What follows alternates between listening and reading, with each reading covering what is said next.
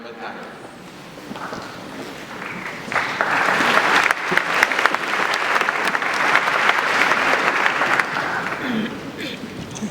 It is our honor and privilege to introduce to you the valedictorian for the class of 2014, Ahmed Packer.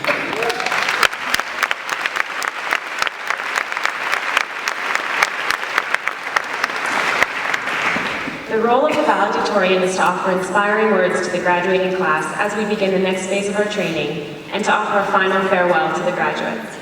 I cannot think of a better person than Ahmed to fulfill this role for the 1T4s. When I first met Ahmed during orientation week of our first year, it was clear that Ahmed has the kind of personality that draws many people to him. He is always smiling, never having a bad day, and always taking an interest in the people around him. He is well-liked and respected by his classmates. It was a natural progression for Ahmed to go on to become our Medical Society president in our second year. In a single year, Ahmed made many positive changes for student life, including the development of a brand new study space solely for medical students. Some of you may know that Ahmed previously worked as a paramedic before studying medicine. Over the last 4 years, he continued to be involved in the field through his many extracurricular activities and through class council. It therefore came as no surprise when Ahmed earned one of the few residency spots in emergency medicine here at the University of Toronto. With his charismatic personality and his unique experience, I am confident that Ahmed will have a great speech for us today. Please join us in welcoming this year's class valedictorian, Ahmed Packer.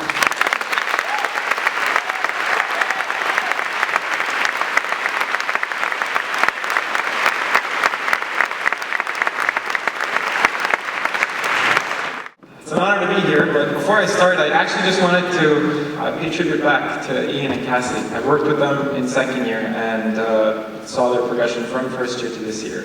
4 years of being class presidents is not an easy thing, and you guys have worked tirelessly, and I can really attest to the fact of so much work that you've done. So thank you for everything that you've done.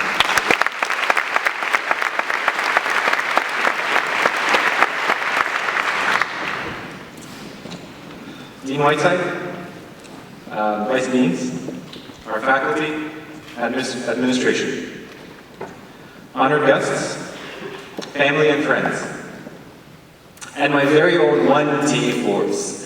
Welcome. Today is a very, very special day. As with all talks that we've had during medical school, I will start by telling you that I have no conflict of interest to declare, except that I will be receiving a salmon lunch after. Just to make it clear.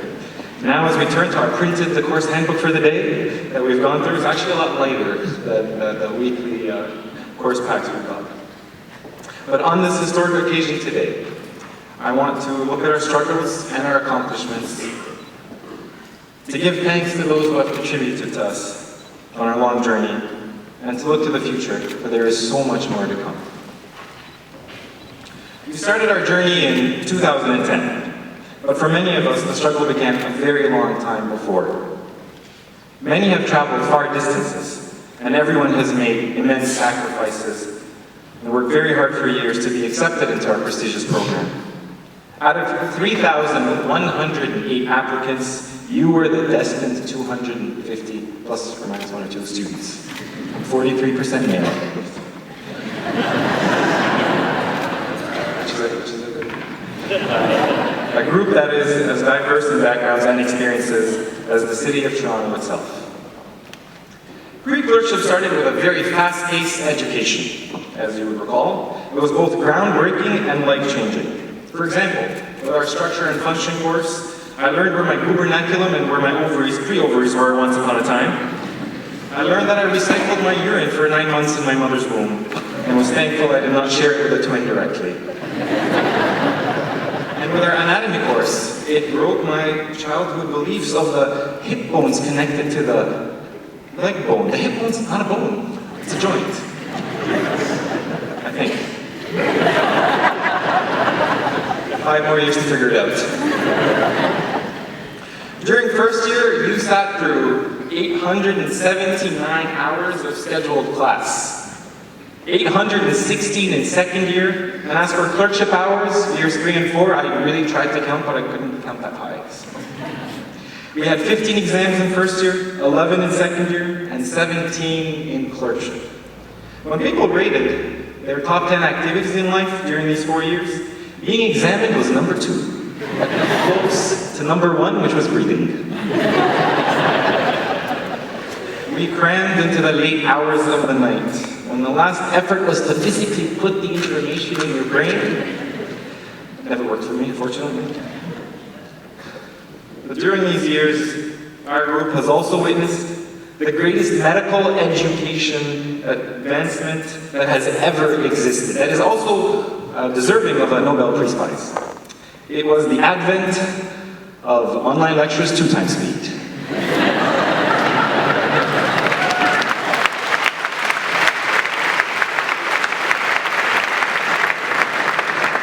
I think you can all attest to this. An 8-hour day became 3.5. After several hours of watching the 2 times speed, talking to any real human being was so slow. We learned to increase our bandwidth. While multitasking, watching 2.5 lecture speed, eating dinner, updating Facebook, and looking at travel ideas for our next holiday. Our brains were changing. And as we marched through second year, we had a very well-designed curriculum. A lot of us walked out every week thinking, or being convinced actually, that we had a new disease. Who knew medical student disease was a real entity?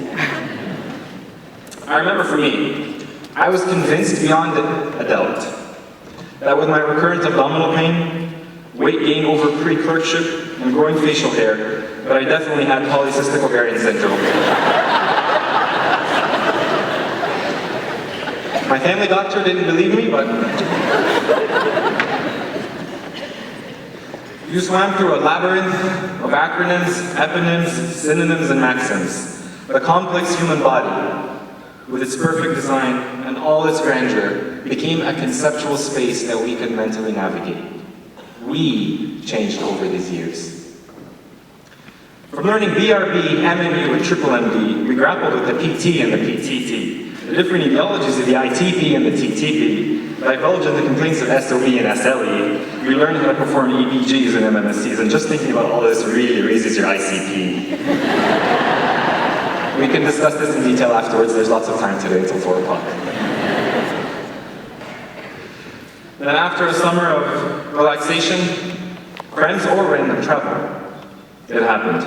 We hit the wards running, as they say, and we ran.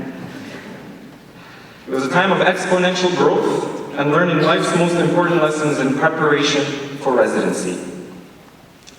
We learned the 5 main food groups in medicine for survival and a healthy lifestyle.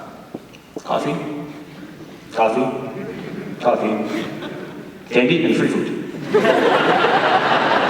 Which for most of us in clerkship and pre-clerkship was pizza. We learned how to delay all voluntary bodily function. It's true. We learned this to maintain our steady state of peak performance. The clerk is a very interesting phenomenon. We could even hold the urge to simply urinate until the fear of hydronephrosis would convince us it is time.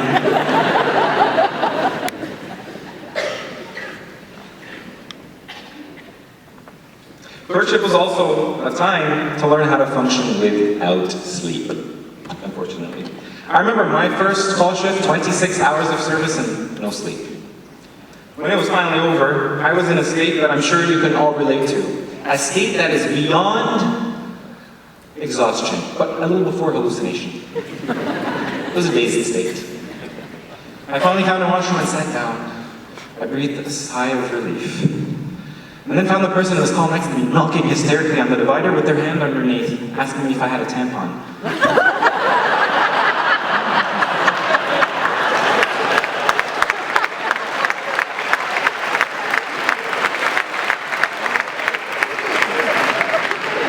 I was accidentally in the female washroom. I walked very quickly out with my dignity intact. I think, and made it home safely that day. But we made it. And clerkship was a very trying time for all of us. But we learned quickly how to become very smart clerks. We overcame the, well, you're not the real doctor, people would say. Say, hi, I'm a clerk. And in times of stress, We secretly relied on Dr. Google and Dr. Wikipedia as we learned to search for the truth. We became more comfortable responding to our distant relatives' confidential matters that we really did not want to know about at family gatherings.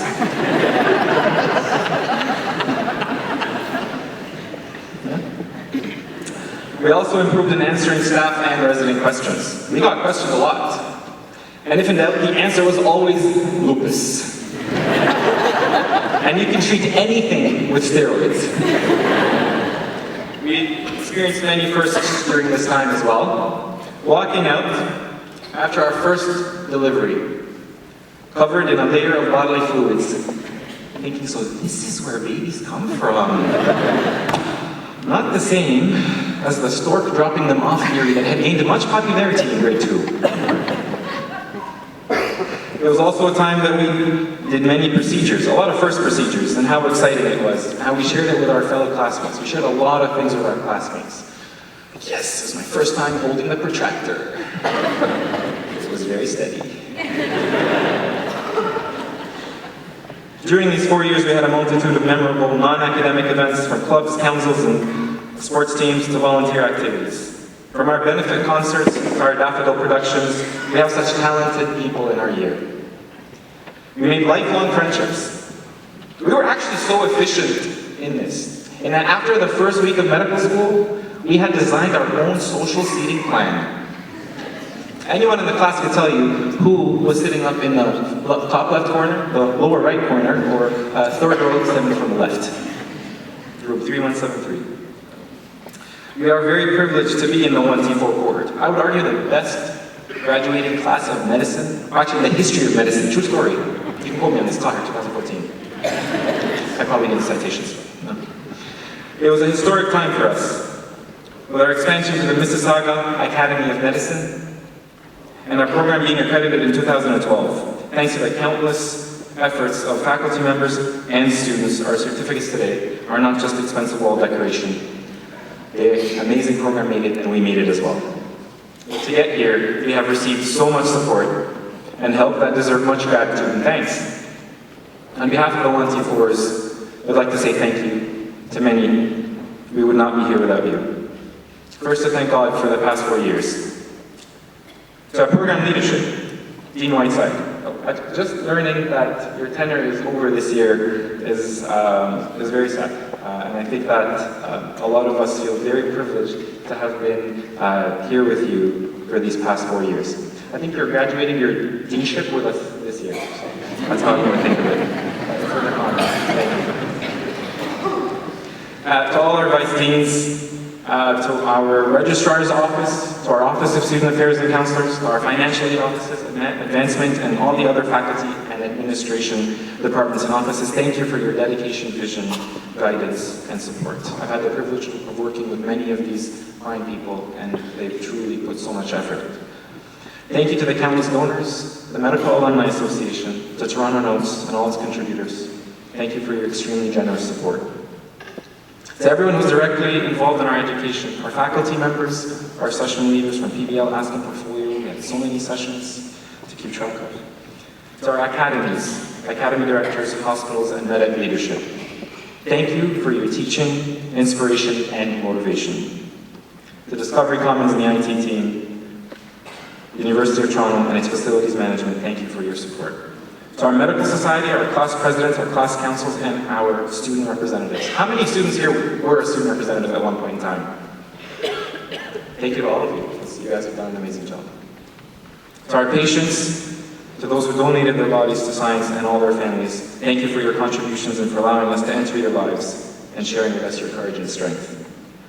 To people who supported us the most, our parents, partners, siblings, our families and friends. Your love and encouragement carried us when things got tough, and you have sacrificed a lot to help us get here. It's really not easy having a budding physician in the family, so thank you for everything that you've put forth. I hope we make you proud today and every day in the future. And to the 1T4s, sharing these past 4 years with you has been the best part of this whole experience, such distinguished and accomplished people. It's also important to remember our classmates who were not able to finish these 4 years for personal or other reasons, and their contributions to our time here. Moreover, to remember our dear classmate Nishan Fazlar and the honor of his award. Let us remember him through our hard work, dedication, and our sincere and sensitive interactions, as Rebecca pointed out, he has touched the lives of many. Thank you to everyone who has supported us in getting here. Now, as we look to the future from where we have been in the past 4 years, encapsulated in our studies, we see that the world did not stop. Local, national, and international events kept their pace. Many with a call for action. Our 1T4 convocation today, in itself, is a call for action. Whether you match to your top specialty or location, matched elsewhere, or one unmatched this year, you have the privilege of attaining your MD from one of the most prestigious and highly ranked medical schools in Canada and the world. Thousands of people would wish to be where we are right now. So let us remember this often, and that it is a privilege, not a right to practice medicine. We have been a very special toolkit that will help us in years to come when we are met with challenges and opportunities, as Dr. Rosenfield has mentioned, and some of which I would like to highlight. In 2014, with all of our advances in knowledge and technology, there is still an epidemic of highly preventable diseases. 1 in 5 Canadians smoke. And a recent report showing that lung cancer kills approximately double the women in Canada than any other developed country. Are we asking the right questions? And what is our role in this? Related violence and accidents account for approximately 6,000 deaths per year. That's more than double the auditorium here. There is an estimated burden of $14.6 billion on healthcare law enforcement services and loss of productivity. What are we doing to prevent this? We see more opportunities when we consider the disparities between our Aboriginal people's health and the rest of the population, our rising rates of adult and childhood obesity, our long wait times, the sustainability of our healthcare system. The reason I'm pointing at all of these things is that there are so many opportunities to act. The list is endless. And as we move into the future with colossal changes in demographics and funding strategies, what will our roles be? We don't need to look far to find equally important global opportunities. But they will be met with the 1T4s, a group that is versatile, accomplished, creative, and dedicated. A group that I am confident will strive for change. We had 78 awards today. I think that's a good enough note to show that we are very accomplished and we are ready for this. We all long for residency, to survive it, to get a job afterwards, family, but it cannot stop there. Many of you will contribute to a highly specialized field, but I challenge us to look at the bigger picture. Please do not forget that many issues requiring action are not specific to your specialized area, but still need your voice. The graduates of the University of Toronto Faculty of Medicine. So let us reflect on our social responsibility and find your opportunities. Your society has invested so much in you, as Dean Whiteside has mentioned, and placed you in such high regard, but I believe if each and every one of us chose one area of interest, then we can be the drivers of change. I believe that we are in a very special place to drive these changes. We experience the human reality like no other group, from birth to death to what lies in between. I believe that we must be the drivers of change. It will take new ideas, dedication, and creativity. As the great Sir William Osler once said, the philosophies of one age have become the absurdities of the next, and the foolishness of yesterday has become the wisdom of tomorrow. So let us be foolish in new ways to drive the change for tomorrow. Let us be a mirror that reflects the many voiceless individuals who need our vision and our efforts. Let us keep part of our idealism and remain uncynical. As one of my favorite poets, Rumi, once said, without the frowns of the clouds and lightning, the vines would be burned by the smiling sun. So let us welcome the clouds and lightning, the complexities and challenges and barriers of today, for it is our time to act. Let us raise the banners of change, challenge the status quo, and climb above the clouds to smile at the burning sun for a brighter tomorrow. And as Tarker in 2014 tells you today, the 1T4 class will be the drivers of change for tomorrow. The graduating class of 1T4, the Faculty of Medicine at the University of Toronto. The world is waiting for us. It's been an honor and a privilege. Congratulations, guys.